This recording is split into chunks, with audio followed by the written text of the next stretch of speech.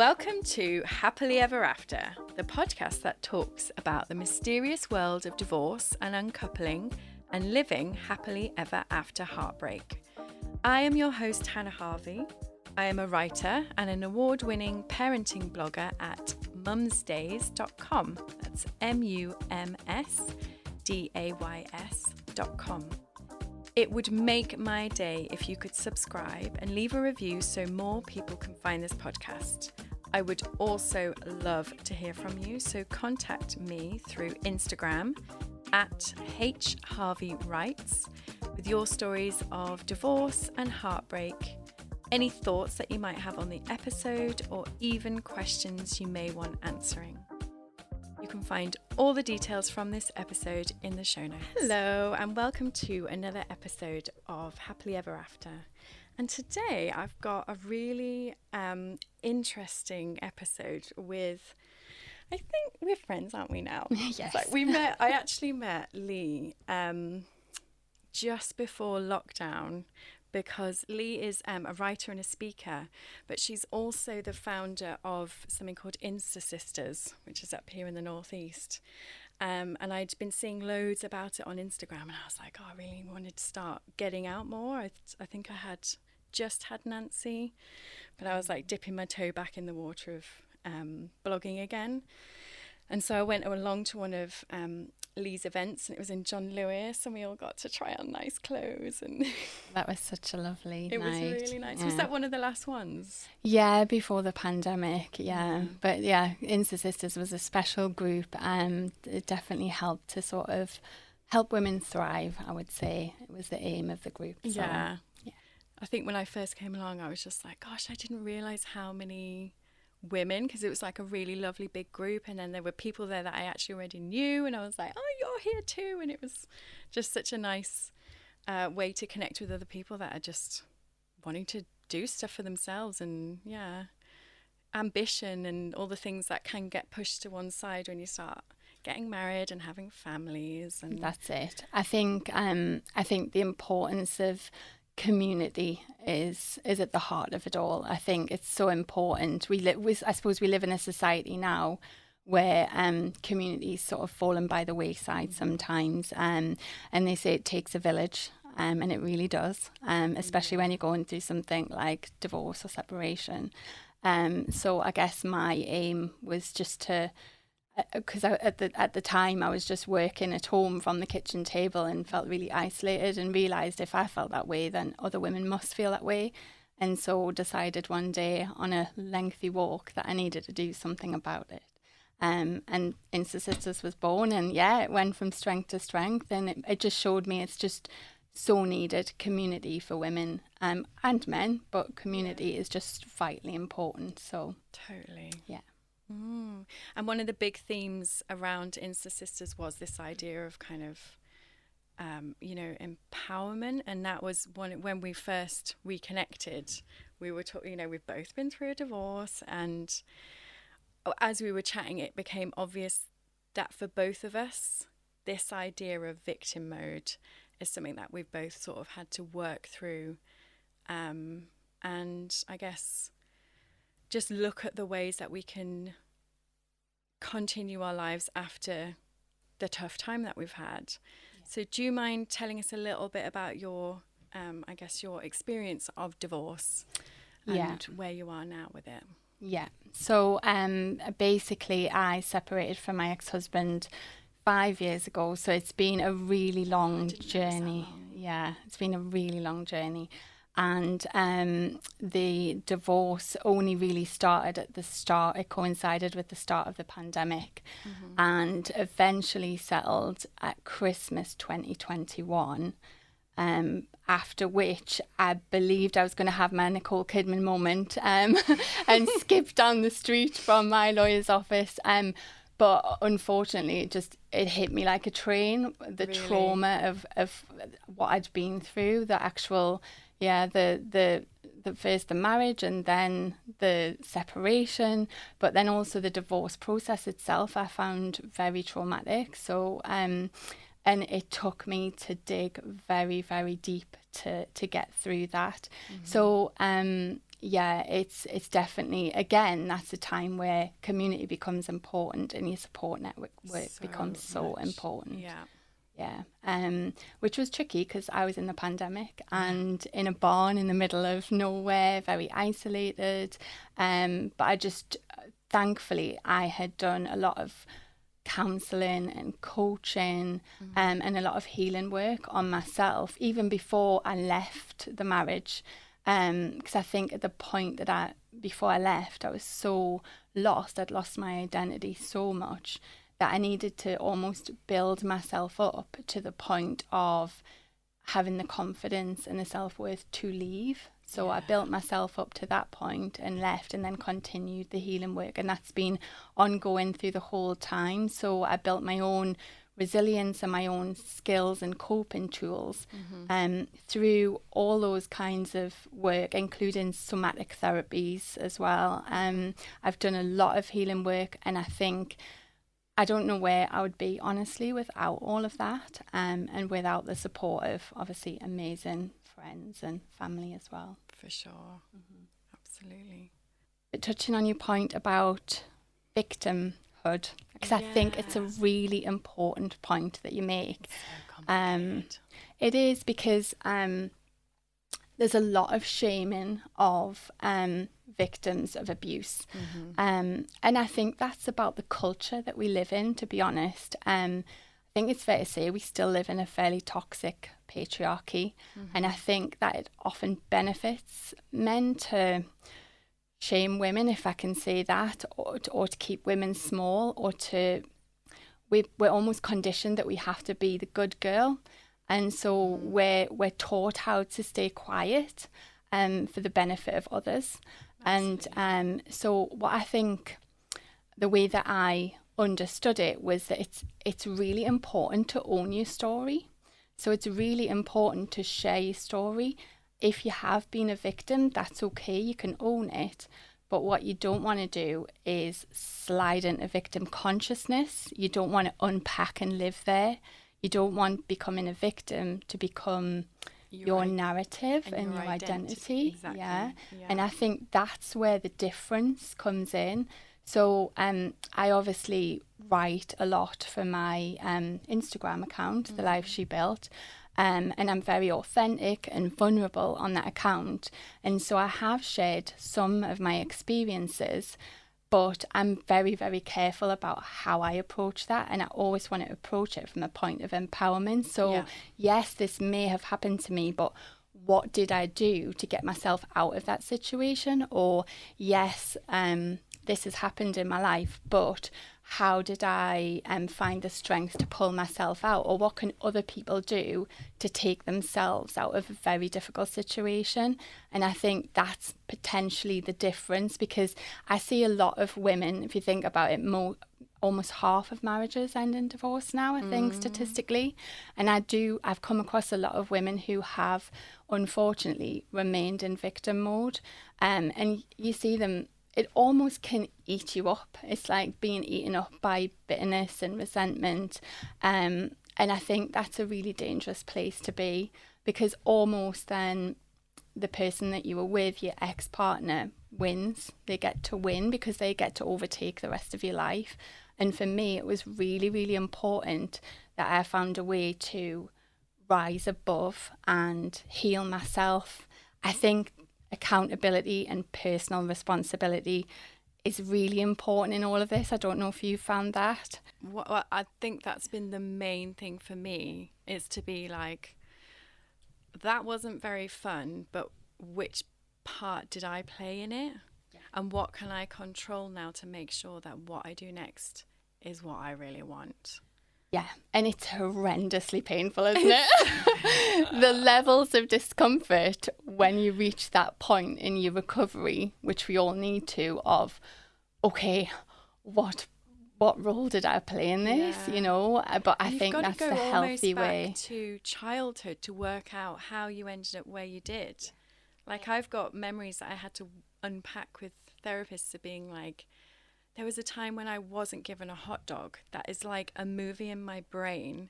And what it basically told my 3-year-old self was, you're not good enough, you couldn't have this thing. And I didn't stand up for myself, and neither did any of the people around me. And it seems to stem back from that. I think the reality is that every time we go through a process like this, we're taken back to childhood. So what I've learned is what you often do, especially in terms of relationships, is you continue to attract whatever is familiar from childhood. And, you know, if, for example, you had, you know, painful cycles that played out in your parents' relationship, then you're more likely to play out those same patterns in your own relationships as an adult.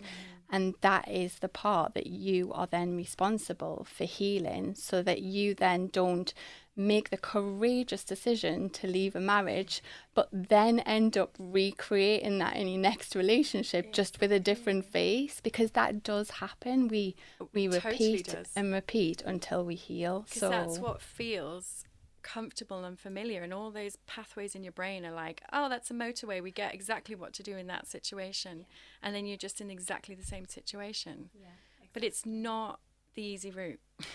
No, it's hellish discomfort to put yourself in it. I made a conscious decision. I knew that a lot of things were coming up for me, not just in the marriage, but from my childhood, and I made a conscious decision to put myself through the discomfort, because I wanted to write a different story for my future. And I in particular, wanted to write a different story for Poppy, who's my daughter. And actually, it can feel so painful to put yourself through. And, you know, I have to be honest, it's a year's worth of work, depending on what you've been through. But if you think about your own children, often as women, it's like the greatest motivating factor, isn't it? Yeah. It's like the cycle will end with me. That's what I've kept coming back to. I don't want Poppy to be sitting in a therapist's chair in 10, 15 years' time, you know, having gone through a hugely traumatic childhood. And, you know, so it's about protecting your own children as much as possible.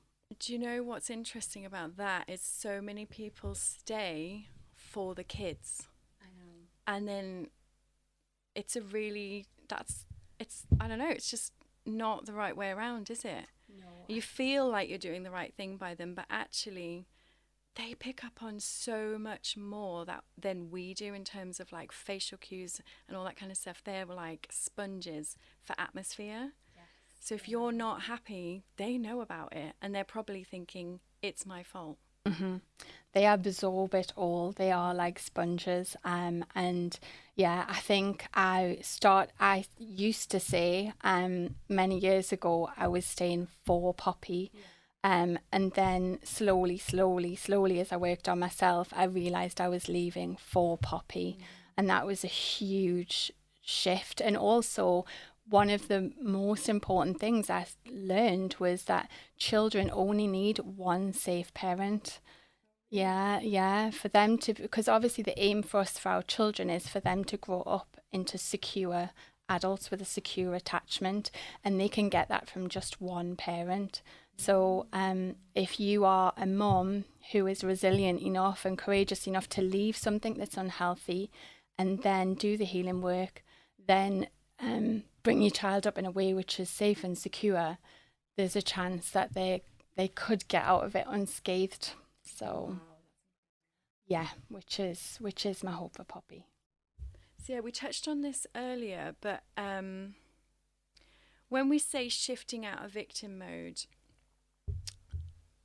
I don't want anybody to think that you know, that means you're not allowed to think of yourself as a victim. And I think people who have maybe been in abusive relationships or anything like that, they're probably unlikely to think of themselves as victims anyway, because often the result of that relationship is you're constantly questioning yourself anyway and being like, it's my fault, I should have done this, I should have done that, this, that and the other.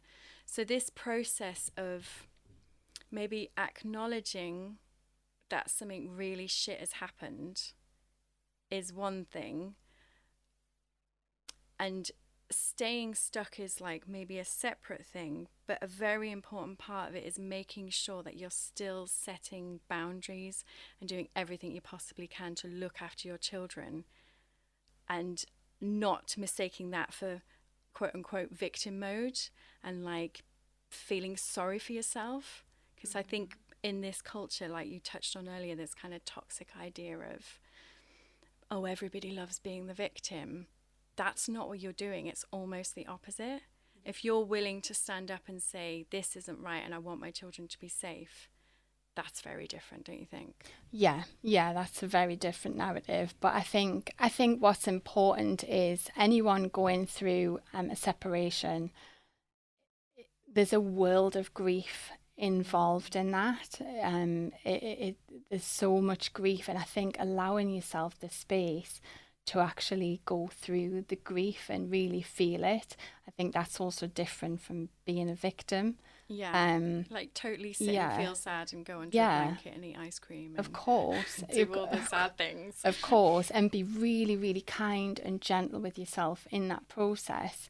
And, you know, grief looks different for everyone. All of our circumstances are different. So, one person's grief will last, a very different amount of time to another person's. But I think the point is at some point on your journey, there has to be a shift towards, okay, I'm going to start and take control here, start and empower myself to then create the next chapter of my life, which, I guess it's about asking yourself, what is your truest, most beautiful life? And what does that look like? What does that feel like? Because I think there's a lot of stigma around divorce and separation, but the reality is it can be a beautifully empowering experience, and we can reframe it so.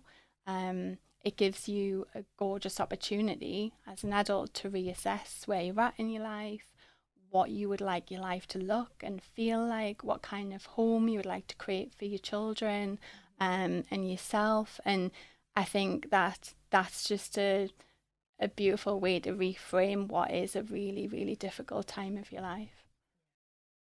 Okay, so for me, I found that I had all these massive dreams and this idea that I was like, right, I'm ready to move on and I'm going to do this next great thing. But in my head, it was like it had to be amazing. It couldn't be just like a stepping stone type effect. So I got frozen for about 6 months from when I had an idea to actually starting, where I just felt stuck. And it was the old narrative again. I think like what you were saying of all the things that have come up in the past, I'm just not good enough to do it. So even though it was maybe like a year and a half after we'd split up and I was like, right, I've got this amazing idea and I'm going to move on, and then frozen, couldn't do anything. But I think that's perfectly normal, really, because your whole world, or if you think about it, your whole world's just been absolutely obliterated. And quite often that will take all of your sense of identity, confidence, self-worth with it. And you have to sort of, I suppose that comes down to what the name of my Instagram account is, The Life She Built. I literally feel like I've had to rebuild from absolute scratch. Yeah, like brick by brick approach. Yeah. And it really has been, a lot of toil to get there. But I think that comes back, speaks to the part about going and getting the external support. I think it's very, very hard to get through an experience like this without some kind of professional support. I would agree there. Yeah, for sure. So, that's sort of the stepping stone to you, getting back to your own sense of self and self-worth. And then from there, you can springboard into, your big dreams and aspirations. Sure enough. One of the really big things that helped me was knowing that you can just do a little thing every day. It doesn't have to be huge and momentous. Yes. And my ex was very successful, and I think I pinned a lot of my self-worth to the idea that the only way I could be good is if I was really successful. Yeah. Whereas actually, it takes shitloads of work to get to the point where you're really successful, and it's like years of like brick by brick, and one day it might just be you managed to write 100 words and the next day you've written 1,000, and or you've gone and done Oprah. Obviously, that's the next step after. After our podcast, for sure. Obviously. Well, it's on my vision board, so. Yeah, and I think it's just taking the pressure off and being like, it doesn't have to have happened yesterday. It can happen in 3, 4, 5, 10 years' time. Yeah, I always remember this quote vividly. I mean, there's lots of quotes on my Instagram, and one of them was about be sure in 10 years' time you can say you chose your life and you didn't just settle for it. And that really hit me hard. But what also hit me hard was the 10 years. And I was like, wow, why would anyone put in 10 years be sure you chose your life? Yeah. And now that I'm not out the other side of my journey yet, and I'm definitely a good, I would say 6 to 7 years in. And, the reality is, I don't know if you find it, but this is a long haul situation. It's a total transformation of your life. It's a total rebuild. So it's going to take time. And the only way to get through that, I believe, is by being extremely gentle with yourself and extremely kind to yourself. And like you say, baby steps forward every single day. I also have a lot of tools myself that I feel like really maybe ground me every day. I think that's become really critical to my life and my progress. So for example, gratitude, like literally writing down 5 things I'm grateful for every day. And meditation has become massive for me because that's where I think I get, the space and I can connect with my intuition and things like that. And getting out in nature for walks and things like that. There's so much we can do to really support ourselves through the process as well. So we're going to take a very quick break, and then Lee's going to give us her top tips to get out of victim mode. I would love to invite you to join the Happily Ever After community. We now have a closed Facebook group where we talk about all things post-separation, support each other, and it's just a great place to ask questions, talk about how you're feeling, and to move away from the dreaded isolation that divorce and separation can cause. Within this group is a monthly live Q&A session with me and often an expert guest. And they are so much fun. We basically all get together and you can ask your specific questions live, or you can send them in advance and I'll get them answered. And as we move into the winter months, I'm also going to be introducing a free forest yoga class with meditation, which you can either do live with me or just watch back later. So if this sounds like something you would like to join, please head to hannahharvey.uk/community and sign up for the newsletter. I will send you an invite to the Facebook community and also keep you up to date with any news such as the live Q&As and the next yoga. Okay, we're back now and I'm here with Lee from The Life She Built. And you were going to give us your final sort of thoughts on how you feel you can get out of that victim mode. Yeah, I think one of the trickiest things to probably talk about is the concept of forgiveness. What's that? And I mean, yeah, forgiveness for yourself, but also forgiveness for your ex-partner and potentially your ex-family as well, for things that you might have gone through. Because I think that ultimately forgiveness is for you. It's not for the person who has done you wrong or treated you badly. I think it's this idea that for us to move on and really thrive in our lives, we really, really need to let go of the painful stuff. Yeah. And I think that's probably one of the most challenging things that we have to do after divorce. And not everyone can get there. I've had to work very, very hard at it. But I'm motivated by Poppy, my daughter, and to make sure that she is okay with the whole situation. But also for myself, because I guess that kind of anger, bitterness, resentment, hurt, it can just sort of, it's like a poison that can seep through your body. And the reality is that the only person that's affected is you. Yep. And your ex-partner is going around life totally unaffected by the feelings that are going on within your own body. And so I think that it's really important, if you can, when the time is right for you, to get to a point of letting go of all of these really difficult feelings, because that's the time you're going to be able to reach peace. Yeah. And peace is so important in this process. Otherwise, why have you put yourself through it? You know, if you're going to remain in a state of turbulence internally. Yeah. So, I mean, I've done lots of cord cutting meditations, which have been really, really helpful. But I think it's true, we have energetic ties to our exes. Yeah. And I've done a lot of them too. it's so hard to work through sort of letting go of those ties, but it's so liberating when you can get there. So now when it comes to my ex-husband, I feel absolutely nothing. There's just absolutely no feelings, which would have been unthinkable a few years ago. So it shows me how far I've come.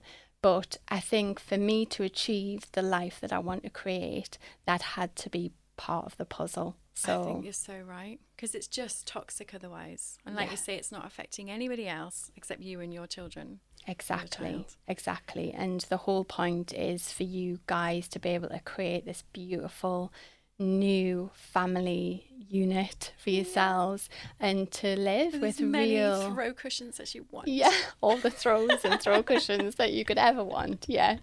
So yeah, there's lots of hope for the future. There is. We're both on the other side, and we both went through a rough ride. So at least if anybody's listening at the beginning of the process, you're going to be okay.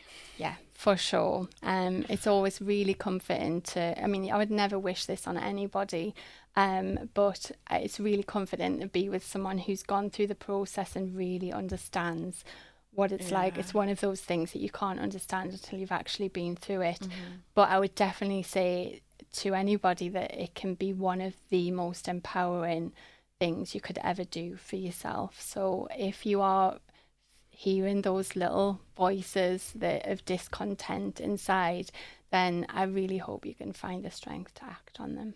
Yeah, and you can reach out to me and Lee, can't they? Anytime. My DMs are always open, and I'm often communicating with people online to try and support them through difficult situations. Yeah, same here. And so I'll link to all of the links so you can connect with me and Lee in the show notes.